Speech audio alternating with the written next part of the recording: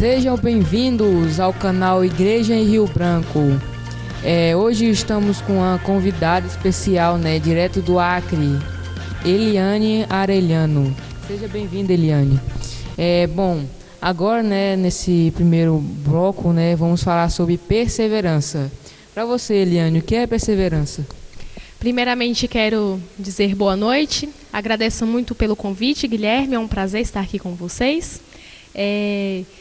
Perseverança. Perseverança significa alguém que não desiste com facilidade. É uma característica de uma pessoa que não desiste com facilidade, uma pessoa que persiste, uma pessoa que insiste em alguma coisa.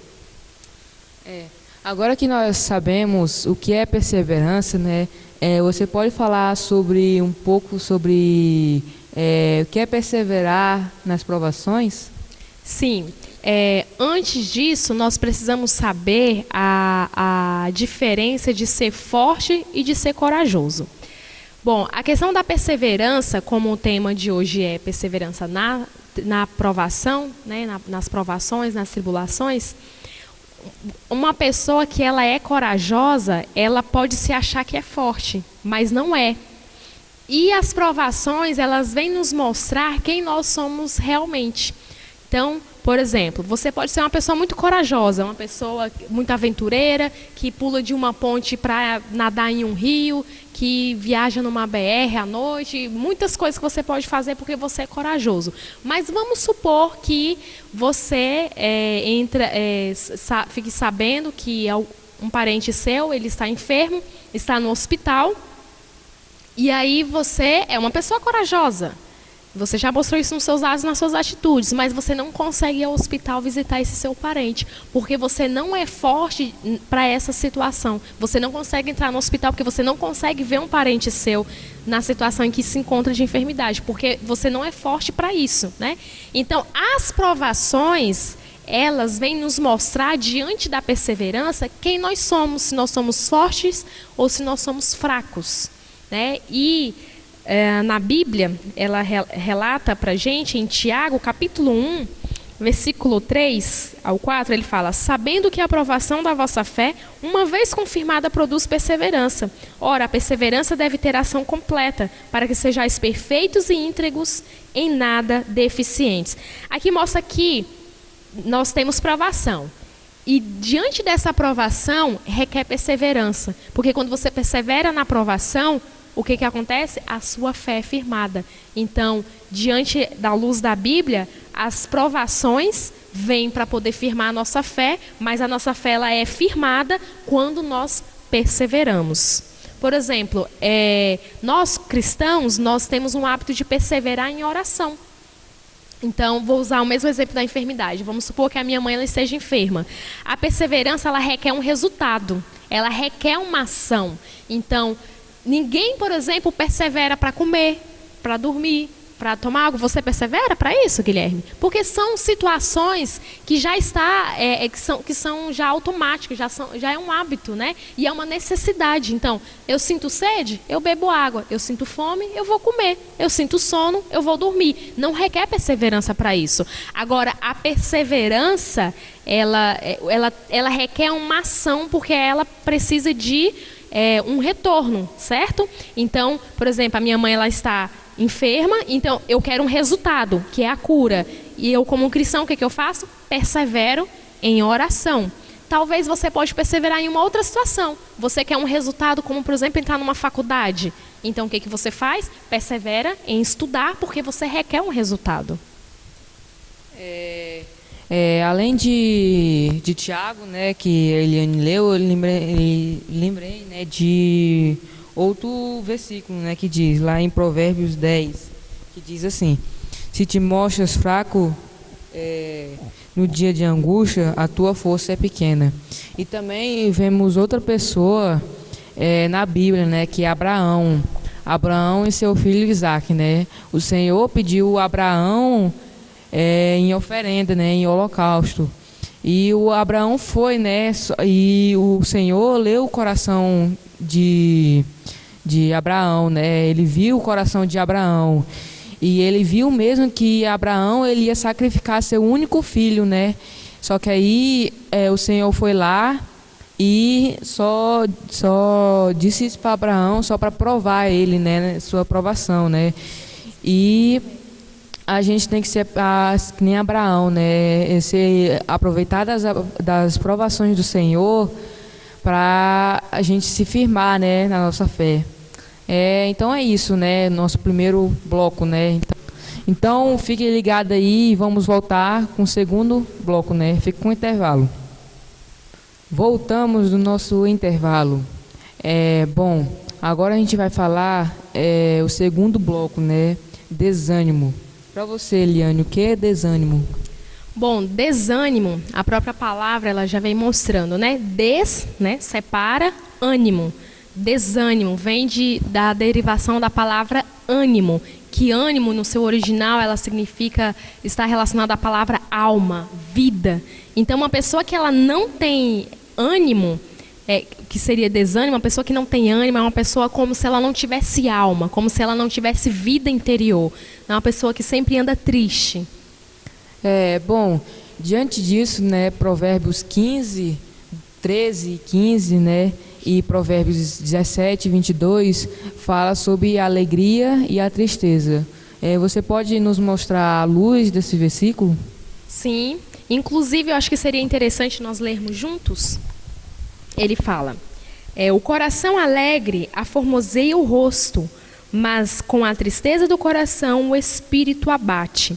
Olha só, aqui nós vemos que tanto a alegria quanto a tristeza são sentimentos interiores, são sentimentos que provêm do nosso coração e que ele caracteriza o nosso físico. Então, aqui diz que a pessoa que ela é alegre, ela formoseia o rosto. Então, a alegria que vem do interior, quando você olha para a pessoa, o exterior dela está alegre. E a tristeza é da mesma maneira, né? A tristeza, ela fala que ela abate o espírito. E nós somos assim. Nós somos do exterior, o nosso exterior é aquilo que reflete do nosso interior. Nós sempre encontramos, né, Eliane, alguém na rua, assim, nossos parentes, nossos amigos, desanimados, né? E você pode citar duas características de nós como cristãos, a gente cuidar, né, consolar essas pessoas que estão desanimadas, né? Então, duas características muito importantes que nós como cristãos devemos ter diante dessas pessoas que estão desanimadas. A primeira é compaixão. A pessoa que ela é desanimada, ela já é desestimulada. Então, ela não precisa de alguém para apontar seus erros, de alguém para mostrar as suas dificuldades, para fazer ela ficar mais ainda desanimada, né? O que ela precisa, primeiramente, é de compaixão. Ela precisa de compaixão. A segunda coisa é de companheirismo. Uma pessoa que ela é desanimada, ela tem a tendência de se isolar, né, de ficar sozinha. Então o companheirismo é muito importante, porque o companheirismo, uma boa companhia, faz a pessoa voltar à alegria. Lá em Tessalonicenses 5,14 fala que a gente deve consolar os desanimados e ser longânimos para com todos, né? E é isso, né? A gente deve ser essas duas coisas com as pessoas que estão desanimadas, né? Então é isso, fica com um intervalo. Mais tarde nós voltamos. Voltamos com o nosso último bloco, né? Para encerrar nosso bate-papo. Nesse último bloco, vamos falar sobre uma pessoa que está sempre nos observando, né? Os olhos do Senhor. Lá em Provérbios 15:3 fala que os olhos do Senhor estão sempre nos observando, quanto os que fazem o bem, quanto os que fazem o mal, né? E Eliane, você pode me explicar na Bíblia a questão que o Senhor está nos observando, né? Os olhos do Senhor estão nos observando? Claro, a gente pode ir na Bíblia, né, para poder ver sobre isso. Bom, aqui, como o Guilherme leu nesse versículo, ele fala que os olhos do Senhor estão sobre nós. Então, assim, a gente tem assim, uma sensação muito estranha quando você sabe que alguém está te observando, né? Principalmente se você está fazendo algo em oculto. Então, assim, geralmente o nosso sentimento não é muito positivo ou é agradável você saber que tem alguém te observando. Então, quando nós vemos essa situação à luz da Bíblia, que Deus ele está nos observando e ele está observando tanto os maus quanto as pessoas boas, isso significa que nós podemos ter dois tipos de sentimento. Ou um sentimento de confrontamento, né, de você ficar sempre se retraindo, meu Deus está me observando aqui, né, e então você fica um pouco ali preocupado e sem saber muito bem como seguir a sua vida, se isso é pecado, se não é, se vai agradar, se não vai agradar. Ou também pode te dar um sentimento de consolo, de alívio, por você saber que tem um Deus que está observando você o tempo inteiro, que diante das suas situações difíceis, de dificuldades, de sempre que você precisar de ajuda, talvez pode não ter um ser humano ali do seu lado, próximo de você, mas você sabe que por Deus estar te observando, você sabe a quem recorrer, né? Então são dois tipos de sentimentos em relação aos olhos do Senhor por nós. E, além disso, Guilherme, a Bíblia mostra dois tipos de olhares. Não é só Deus que está nos observando, mas Satanás também. Vou ler apenas 2 versículos para vocês. Em 2 Crônicas, capítulo 16, versículo 9, diz: porque quanto ao Senhor, seus olhos passam por toda a terra, para mostrar-se forte para com aqueles cujo coração é totalmente dele. E aí ele vai seguindo. Então aqui fala que os olhos do Senhor passam por toda a terra. Então nós já sabemos que Deus está nos observando, que o Senhor está sempre contemplando os nossos atos. Porém, lá em 2 Pedro, capítulo 5,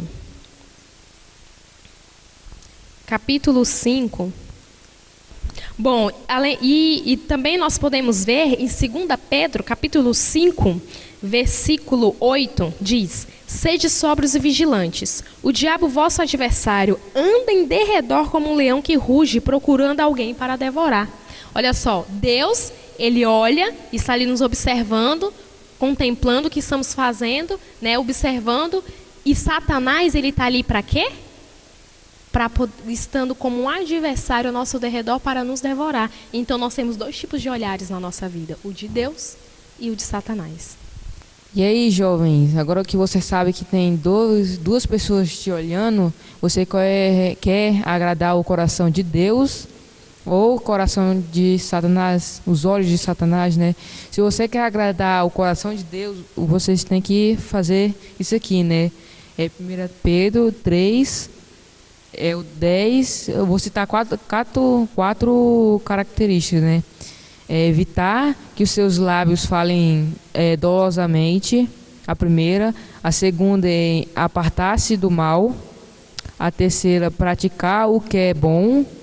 E a quarta é buscar a paz. Então, se você quer agradar o coração do Senhor, você tem que fazer essas 4 coisas aqui, né? E largar as coisas que não agrada a Deus, né?